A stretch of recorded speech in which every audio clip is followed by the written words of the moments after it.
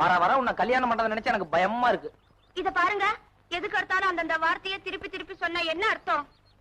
வெட்டி ரோசம் மட்டும் வந்து என்ன பண்றது? தொடாதுக்கு முன்ன பேனு கத்துற. நாளைக்கு கல்யாணம் முடிச்சு ஒரு முக்கியமான நேரமா பார்த்து ஐயோ அம்மான்னு கத்த போற. என் மான மரியாதை எல்லாம் போகுது.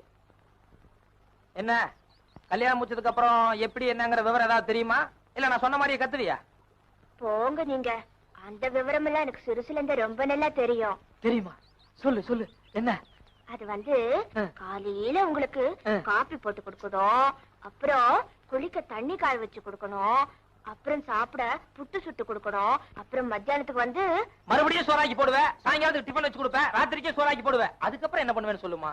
அதுக்கப்புறம் மறுநாள் மறுபடியும் உங்களுக்கு காப்பி வச்சு கொடுக்கணும். ஐயோ, ராத்திரின்னு ஒரு கேப் இருக்கே, பெரிய கேப், அதை விட்டுட்டியே. அதான் ரொம்ப முக்கியம். இப்போ ராத்திரி எனக்கு சோறாக்கி போட்டதுக்கு அப்புறம் அதுக்கப்புறம் காலையில வரைக்கும் ஒரு கேப் இருக்கு பாரு, ராத்திரி ராத்திரின்ட்டு. அதுல என்ன பண்ண போறேன்னு சொல்லுமா?